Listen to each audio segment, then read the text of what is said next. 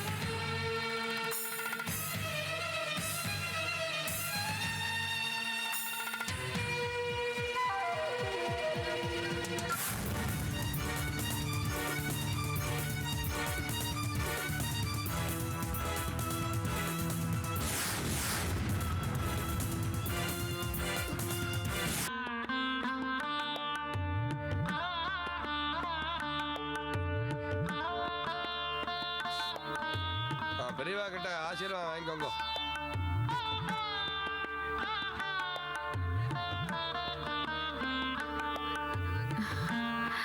ஒரு நிமிஷம் இருங்க, கொஞ்சம் வாங்க.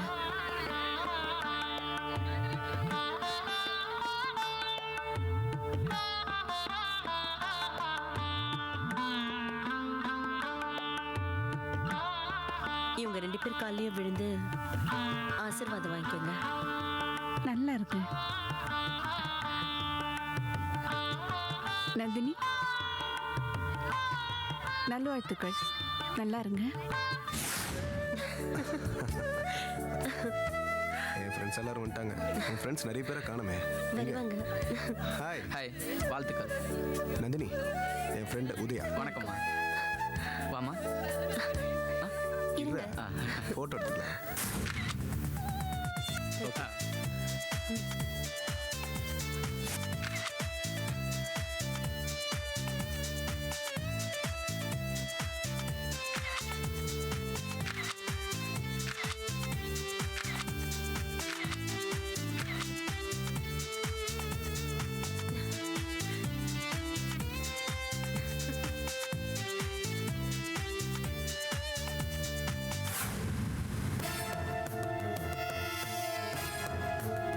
Hello sir, wish you happy married life sir. இவர் என்னுடைய partner. Hello sir. Hello, congrats. Hello sir, வாங்க வாங்க வாங்க வாங்க. வணக்கம் Nandini madam. Thank you sir. Vignesh, சொல்லுங்க சார். ஒரு நிமிஷம். Yes sir.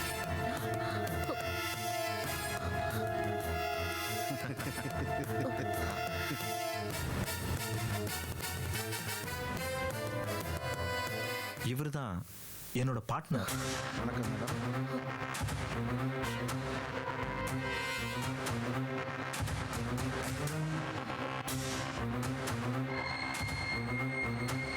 இவர்கிட்ட தான் உன்னோட ஃபியூச்சர் லைஃபே அடங்கி இருக்கு. உன் புருஷன் கையில ஃப்ளவர் பொக்கை எதுக்கு கொடுத்தேன் தெரியுமா? அவன் காதுல வச்சுக்கிறது. உன்னை ஆட வச்சு பாஸ்கர் ஷூட் பண்ணான அந்த சிடி இவர்கிட்ட தான் இருக்கு. விக்னேஷ் கூட மேரேஜ் ஆச்சுன்னு ரொம்ப சந்தோஷமா இருக்கியா?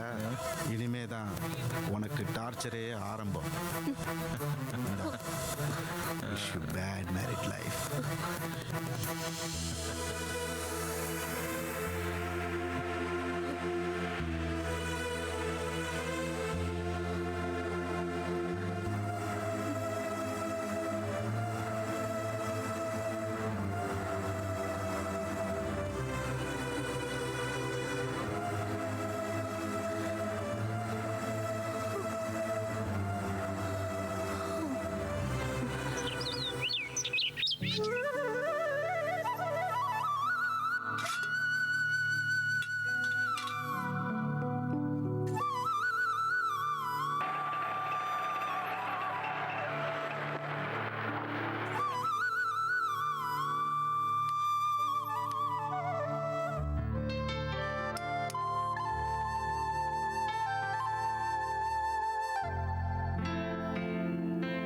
தேங்க்ஸ்மா.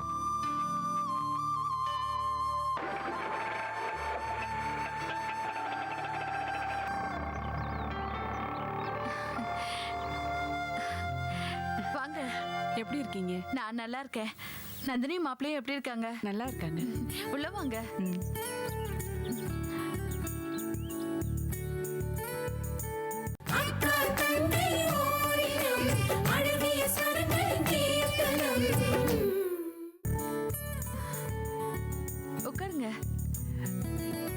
உட்காருங்க. விக்னேஷ் இந்த கல்யாணம் நல்லபடியா முடிஞ்சா திருப்பதிக்கு வரதா வேண்டிக்கிட்டு இருந்தான். அதான் 2 பேரும் போயிருக்காங்க. நீங்க தனியா இருப்பீங்களேன்னு உங்களை பார்த்துட்டு போலான்னு வந்தேன். நீங்க வந்தது ரொம்ப சந்தோஷமா இருக்கு. விக்னேஷ் டியூட்டி விஷயமா அடிக்கடி வெளியூர் போயிடுவான். அப்பெல்லாம் எனக்கு தனியா இருந்து பழகி போச்சு. ஆனா நந்தினி இல்லாம உங்களுக்கு தான் கஷ்டமா இருக்கும். உண்மைதாங்க. இத்தனை வருஷம் நாங்க 2 பேரும் ஒருத்தருக்கு ஒருத்தர் துணையா இருந்தோம். இப்ப அவ இங்க இல்லையேன்னு நினைக்கும் போது மனசுக்கு கஷ்டமா தான் இருக்கு. ஆனா அவளுக்கு ஒரு நல்ல வாழ்க்கை கிடைச்சிருக்குன்னு நினைக்கும் போது ரொம்ப சந்தோஷமா இருக்கு. நான் கும்பிட்ட தெய்வம் என்னை கைவிடல. உங்களை மாதிரி ஒரு நல்ல அத்தை கிடைச்சதுக்கு அவ ரொம்ப கொடுத்து வச்சிருக்கணும். கடவுள் போட்ட முடிச்சுமா அது. எப்படியோ நல்லபடியா கல்யாணம் முடிஞ்சிருச்சு. அடுத்து அவங்க சாந்தி முகூர்த்தத்துக்கு நாள் குறிக்கணும்.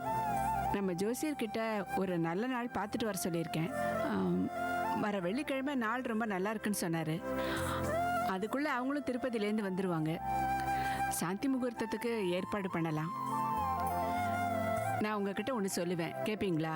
சொல்லுங்க. இங்கே நீங்கள் தனியாக இருக்க வேண்டாம், எங்கள் கூட வந்துருங்க. என்ன இப்படி சொல்றீங்க? பொண்ணை கட்டி கொடுத்துட்டு நானும் கூடவே வந்துட்டா நல்லாவா இருக்கும்? ஏதோ 2 நாள் வரலாம் போலாம். உங்களை நான் வெறும் சம்பந்தியாக பார்க்கல, சகோதரியாக தான் பார்க்குறேன். வெறும் வாய் வார்த்தைக்காக கூப்பிடல, மனசாரத்தான் கூப்பிடுறேன். நீங்கள் எங்கள் வீட்டுக்கு வந்துட்டா நாம் 2 பேரும் நந்தினிக்கு துணையாக இருக்கலாம். இங்கே தனியாக இருக்க வேண்டாம். உங்க நல்ல மனசு யாருக்குங்க வரும்? உங்க குடும்பத்தை பத்தி நல்லா தெரிஞ்சுதான் இந்த கல்யாணத்துக்கு சம்மதிச்சேன். அதுவே உங்க பெருந்தன்மைன்னு சொல்லலாம். என் பொண்ணை நீங்க நல்லா பாத்துக்குவீங்க, அந்த நம்பிக்கை எனக்கு இருக்கு. அது போதுங்க. நீங்கள் இங்கே தனியாக இருந்து கஷ்டப்பட வேண்டாம். அங்கே வந்துட்டா எனக்கும் துணையாக இருக்கும்ல. சரியா போச்சு போங்க. நானும் மாப்பிள்ளை வீட்டில் வந்து உட்காந்துக்கிட்டா எனக்கு மரியாதை இருக்கோ இல்லையோ, உங்களை பற்றி என்ன நினைப்பாங்க சொல்லுங்க. 4 பேரை பற்றி எனக்கு கவலை இல்லை. அவங்களுக்கு என்ன, ஏதாவது வாய்க்கு வந்ததை பேசிக்கிட்டு தான் இருப்பாங்க. அதையும் உங்கள் மாப்பிள்ளை வீடாக நினைக்கிறீங்க, உங்கள் மகன் வீடாக நினச்சிக்கோங்க. இன்னொரு விஷயம் தெரியுமா, உங்களை அங்கே கூட்டிகிட்டு வர சொன்னதே விக்னேஷ் தான். இந்த காலத்தில் பெற்றவங்களை பற்றி நினச்சி கூட பார்க்க பிள்ளைங்களுக்கு நேரம் இல்லை. நான் தனியாக இருந்து கஷ்டப்படுறேன்னு மாப்பிள்ளை நினைக்கிறாருன்னா அந்த அளவுக்கு அவரை மனிதாபிமானத்தோட வளர்த்துருக்கீங்க. என் பொண்ணு அம்மா விட்டு போறாளுன்னு நினைச்சு பயந்தேன். ஆனா இப்ப அவளுக்கு இன்னொரு அம்மா கிடைச்சிருக்காங்க. எனக்கு ரொம்ப சந்தோஷமா இருக்கு.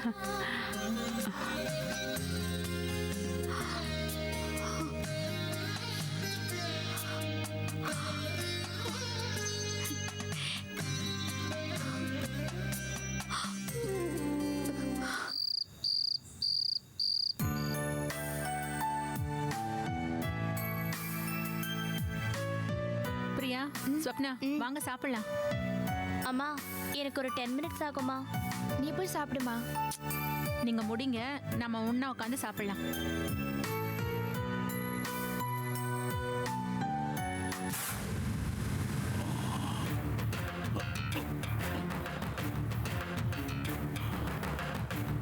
சிவகாமி, ஏந்திரு. இந்த வீட்டில் என்ன நடந்துட்டு இருக்கு? எனக்கு தெரியாம என்ன என்ன ஏன்பா இப்படி கத்திக்கிட்டு இருக்கீங்க? முதல்ல வந்து உட்காருங்க, வாங்க. இந்த வீட்டில் என்ன மரியாதை இருக்கு? நான் வந்து உட்காந்து பேச. ஏங்க இப்படி குடிச்சு குடிச்சு உடம்ப கெடுத்துக்கிறீங்க? நான் சொல்லிதான் கேட்கல, பிள்ளைங்க சொல்லியும் கேட்கல. டாக்டர் சொல்றதாவது கேட்க கூடாதா? ஏய், நீ ஏன் நான் சொல்றதை கேட்கறது இல்ல? நான் ஏன்டி டாக்டர் சொல்றதை கேட்கணும்? ஏங்க, எதுவா இருந்தாலும் நம்ம அப்புறம் பேசிக்கலாம். முதல்ல வாங்க. ஏய், என்னடி புதுசா பாசத்தை கொட்டுற? அப்பா வாங்கப்பா, உள்ளே உட்காந்து பேசலாம். சரி விடு, இவ வேற.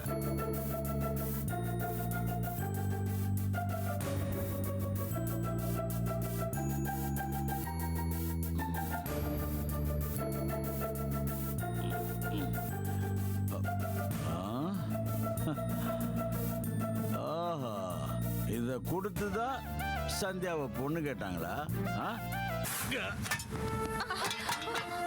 ஏங்க இப்படி எல்லாம் நடந்துக்கிறீங்க? உங்களுக்கு என்ன வேணும்? போ. ஒரு நல்ல காரியத்துக்காக அவங்க கொடுத்துட்டு போயிருக்காங்க.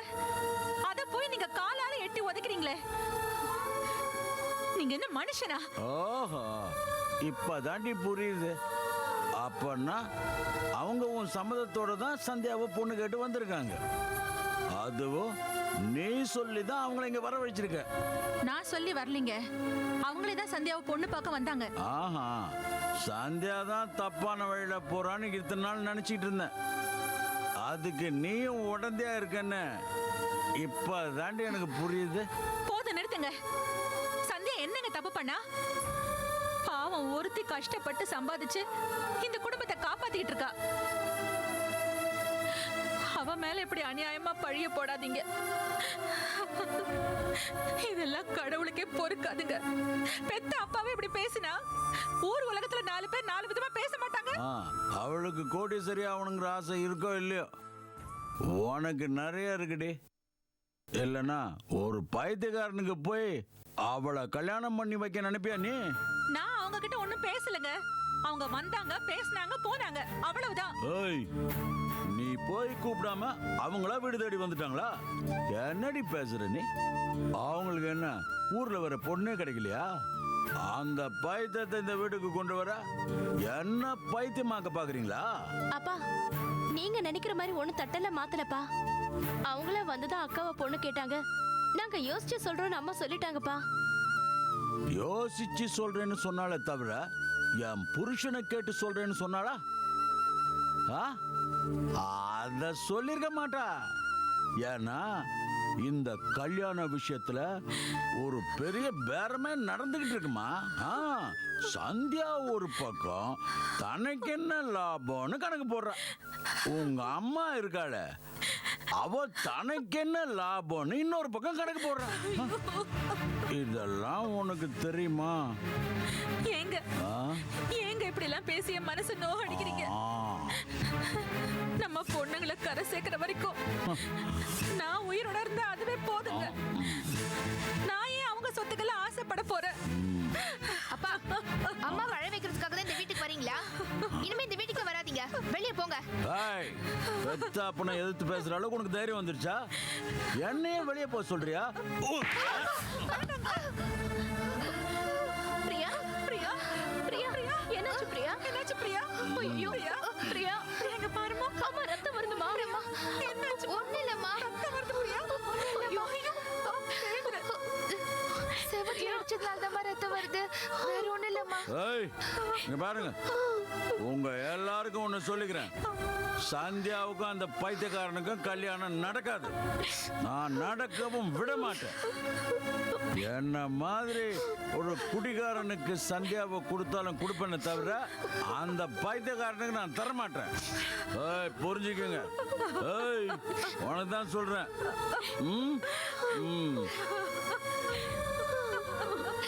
பிரியா, பிரியா, உங்க அப்பா கிட்ட நான் படுற கஷ்டம் போதாதா? எனக்காக பேசி நீங்க வேற ஏண்டி அடி வாங்குறீங்க? வேண்டாமா?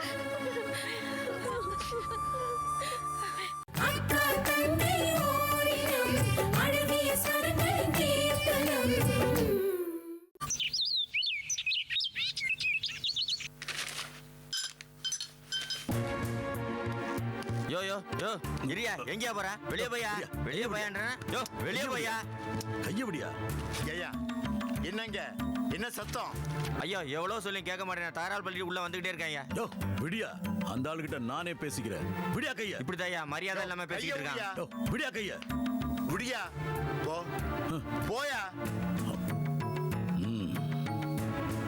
என்ன என்ன வெடி பாக்குறீங்க? என்ன சந்தை கிடையா? போயா போயா, உங்க வேலையை பாருங்க. ரவி, உங்க வேலையை பாருடா. போ, நீங்க வாங்க.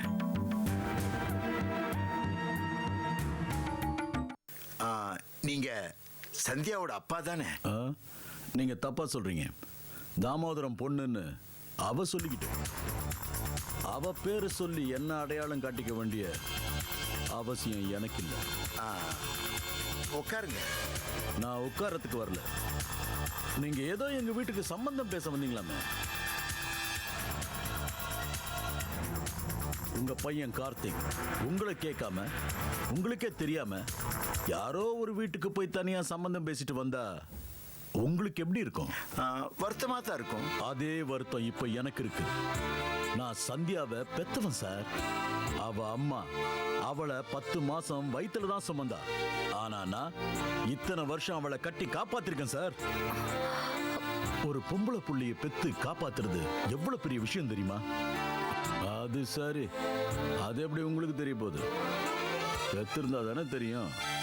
உங்களுக்கு ஒரே ஒரு ஆம்பளை புள்ள, அதுவும் பைத்தியத்தை பெற்றிருக்கீங்க. மிஸ்டர் தாமோதரன், இன்னும் ஒரு வார்த்தை என் பையனை பத்தி கேவலமா பேசுனீங்க, நான் மனுஷனா இருக்க மாட்டேன், மிருகமா மாறிடுவேன்.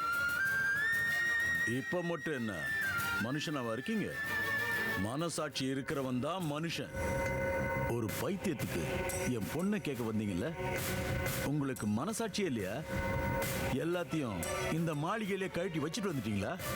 மிஸ்டர் தாமோதரன், யாரையும் ஏமாத்தி என் பையனுக்கு கல்யாணம் பண்ணி வைக்க வேண்டிய அவசியம் எனக்கு இல்லை. உங்க மக சந்தியாவை ஒரு நாள் இல்ல 2 நாள் இல்ல பல நாட்கள் அவளை ஃபாலோ பண்ண. அவளுக்கு தெரியாமலேயே அவ குணம், அவ நடவடிக்கை, அவ பொறுமையா இருக்கிறது, இது எல்லாமே எனக்கு பிடிச்சு போச்சு. அப்பேற்பட்ட ஒரு பொண்ணு தான் என் மகனுக்கு மனைவியா வரணும்னு நான் ஆசைப்பட்டேன். அதனாலதான் உங்க பொண்ணு சந்தியா கிட்ட இந்த வீட்டு நிர்வாக பொறுப்பை எல்லாம் ஒப்படைச்சு ஒரு காரியதர்சி மாதிரி வச்சிருக்கேன்.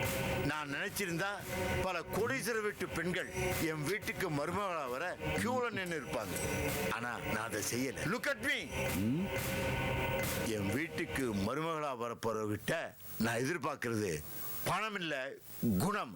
அண்டர்ஸ்டாண்ட்?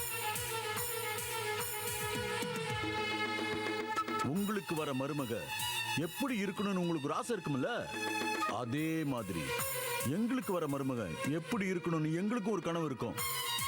எந்த மாமனாரும் தனக்கு வரப்போற மாப்பிள்ள பைத்தியமா இருக்கணும்னு ஆசைப்படுவானா? சொல்லுங்க. மிஸ்டர் தாமோதரன், நீங்க நினைக்கிற மாதிரி என் பையன் பைத்தியம் இல்லை. அவன் ஒரு பொண்ணை காதலிச்சான். அவளும் காதலிக்கிற மாதிரி நடிச்சு என் பையனை கல்யாணம் பண்ணிட்டு ஓடி போயிட்டா. அதனால அவனோட மனநிலை பாதிக்கப்பட்டது, அவ்வளவுதான். சார், பைத்தியம் பிடிக்கிறதுக்கு பல காரணங்களை வேணா சொல்லலாம்.